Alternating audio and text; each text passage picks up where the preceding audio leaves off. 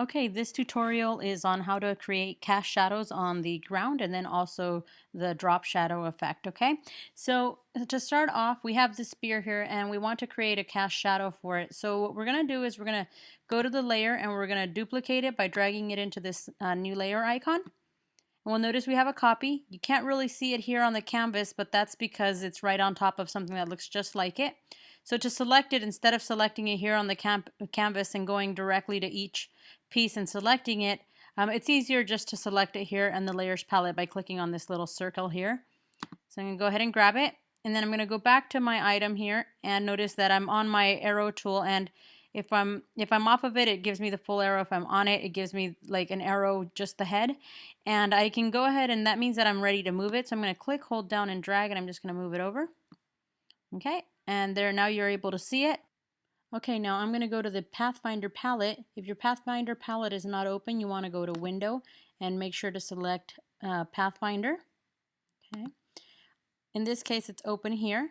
And with the object selected that you want to make the shadow for, in this case the beer, I'm going to go ahead and merge these by clicking this Unite option here.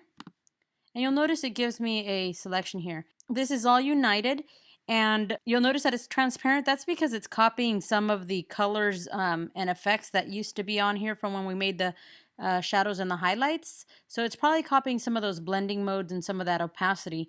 So I'm going to go ahead and make sure that I select the object. Sometimes it's hard to tell, so I'm going to just click off of it and I'm going to click on it again.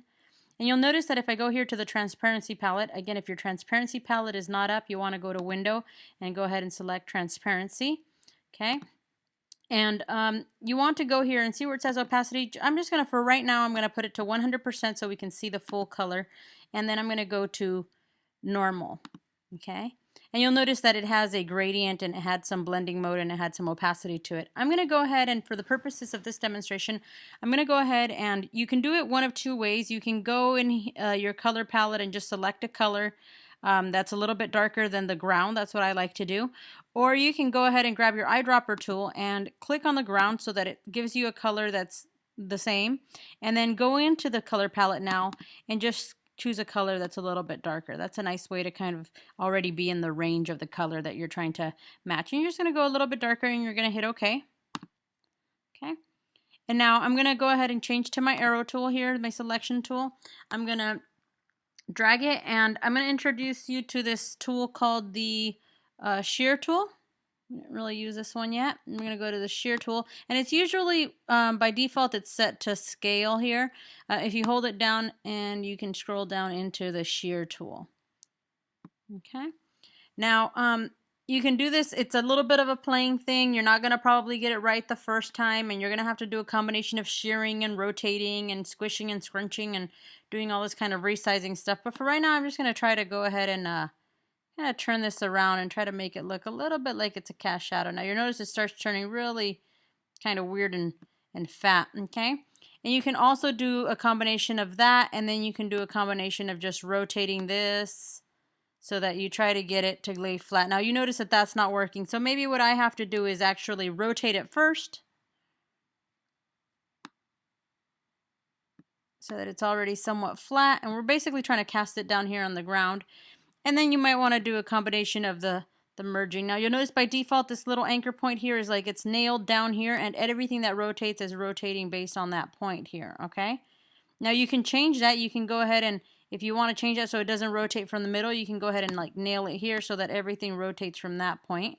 And that might work to keep that area in place. And now I'm just going to go ahead and move it here. Okay. And then you might have that, and you might have to still go in here and kind of squish it. And then kind of place it down here, and then kind of squish it. And so it might be a combination of squishing, and then you still might need to go in here and change some of these outlines. So now you have this kind of drop shadow effect. Now granted, it's not where we want it. So you may need to go into your layer order, and you may need to bring it down here. Okay. I'm also going to go ahead and now rename it. I'm going to call it Beer Shadow. Okay. And now it's placed down there, and you can still rotate it. You can still do whatever it is that you need to do to get it to look how you want. Okay. Now you notice it's a little deep, it's a little dark, and depending on your light source, like if your light source is over here, it might cast the shadow there, but if your light source is over here, then it's going to probably cast the shadow over here.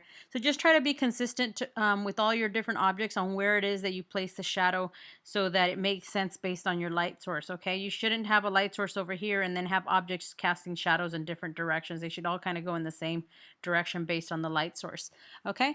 So that being said, this is a little dark. Now what we could do is we could select this, and in the transparency palette, or even up here at the top, these are the same, this one here and this one here. You could go in and change this to a little bit lower. I'm just going to go ahead and try like 70%. You notice that's getting a little bit softer. It's getting a little bit more believable. Okay, something maybe like that.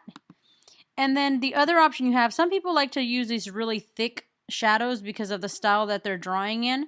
But when you're using a style where everything's drawn in a more gradient kind of effect, then maybe you want to try something that's a little fuzzier here. So we're going to go ahead and we're going to add an effect that is a blur. So I'm going to go here and go to blur, Gaussian blur. And I'm going to turn on the preview so that we can see what we're doing. And you'll notice it got a little fuzzy edge. And I'm going to increase it. Or I'm going to dull it so you can kind of see. You can see if we, as we reduce it and as we increase it. So I'm going to go ahead and hit OK there. And then click off of it. Now you notice you have this kind of soft blur. It may or may not be exactly what you want. You may want to change it a little bit. Now you may not like this line, for instance, here. You might want to go in here and shrink that up a little bit just to tweak it to get the kind of effect that you're looking for. Okay. Now if you decide that you added too much Gaussian blur and you don't want it quite that fuzzy around the edges, if you go to Window and you make sure that your Appearance palette is, any kind of effects that you add in Illustrator, assuming that you use the Illustrator effects in this area here, and some of these blur Photoshop effects will also be stored in here. And what's important is not to just keep adding, you know, like say that you want to change the blur effect, to keep going and adding a different blur effect. You don't want to do that. What you want to do is you want to select the object, and in this Appearance panel, it'll tell you exactly what's applied to this particular object. So it's letting me know that it has no stroke, that the opacity is at default, that for the stroke. For the fill here, we have a Gaussian blur. The opacity here is turned off, but we have opacity here at 50%. So we know that this object has been made transparent to a 50% of its original color, and then that Gaussian blur has been added to it. Now you can turn off that Gaussian blur, and you notice that goes clear here, or you could turn it back on. And if you want to edit it, then you just want to go ahead and click here to edit it. And then you can go ahead and change it here. So I'm going to take away a little bit of this. You can always turn on your preview button so you get a better sense of what's happening in here. Now I'm going to hit OK. And then I'm just going to click off of it. Okay.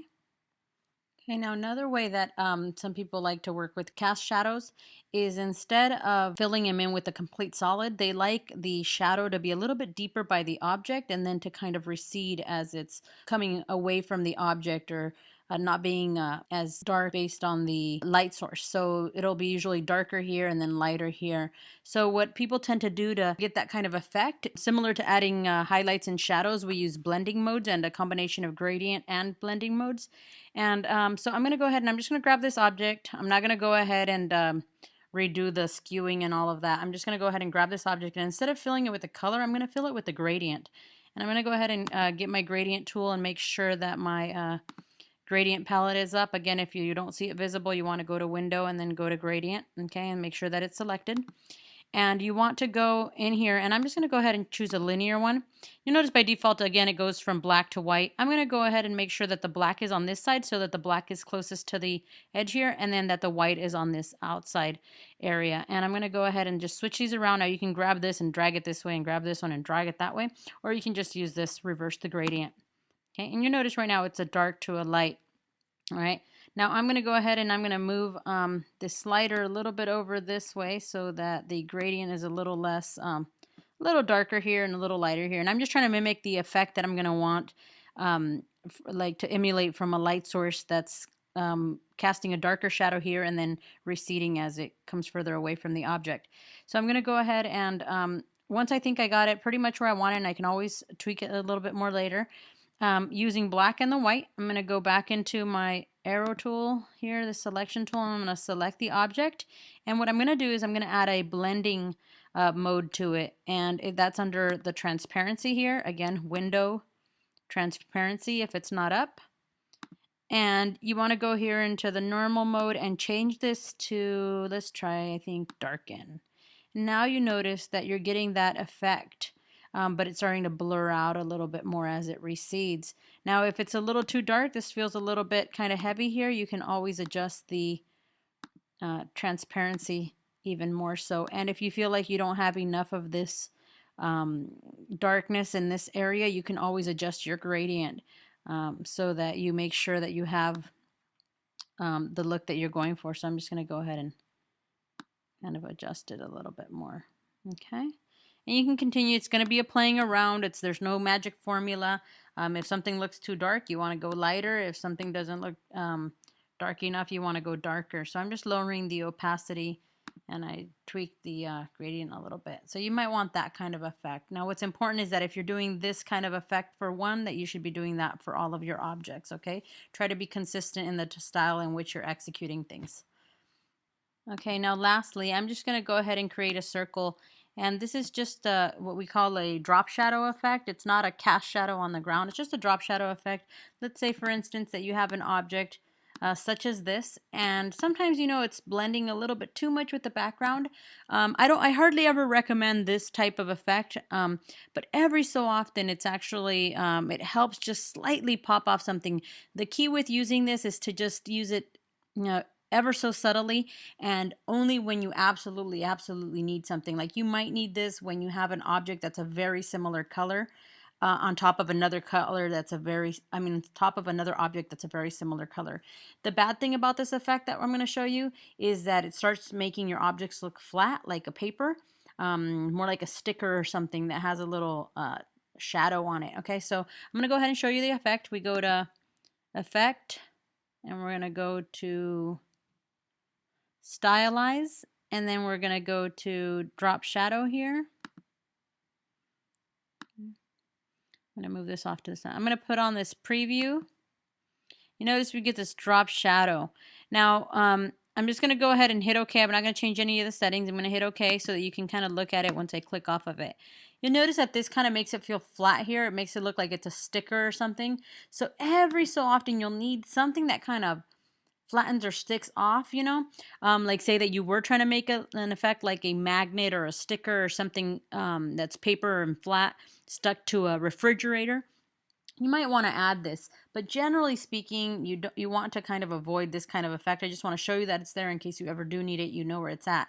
Now I'm going to adjust it a little bit. I'm going to click on it. I'm going to go to my appearance palette, and I'm going to notice that it tells me that I have no stroke, that I have a fill, that I have a drop shadow, and here's where it's at. I'm going to click it to edit it, and then I can change the opacity. I'm just going to turn on the preview here, see if it gives me the preview. Sometimes it won't. Oh, there it is. So you can move it to the left, you can move it to the right, you can move it down and up. Okay. Here's the blur, so that gives it a little bit of a fuzzy feeling, and then you can always lower the opacity so it's not so intense. I'm going to go ahead and change this to where you can see it a little bit better. Okay. And then you can always change the color of that. So say that that black, I always think that black is a little too dark.